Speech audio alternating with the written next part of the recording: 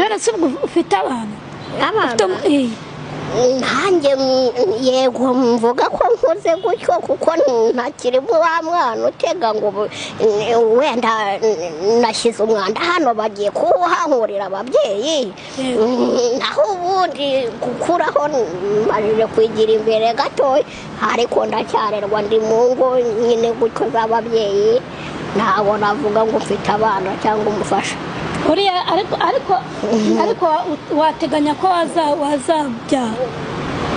ubwo ni Imana yonyine njya mberageza bimwe hakaba hari ubwo dufatana none se nta musheri ugira umusheri reka mba nibereye aho ngaho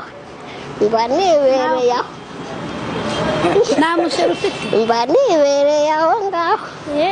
aburiya rero akagufasha cyitwa turi kumwe na MK Hardware Limited aho ni ku Kinamba ushaka ibikoresho bya plomberi ubwo ushaka ibikoresho byose guhera ku byinstara yaba amatoilette yaba kuzana amazi wawe yaba kubigega binini ibyo bikoresho byose turabifite ndetse n'imireko n'amatiyo yabyo yose bibutse ko nanone ikigaro cyacu ari akagaruka ni Vination Music Vination TV hamwe na Zebra Switch kuri kamera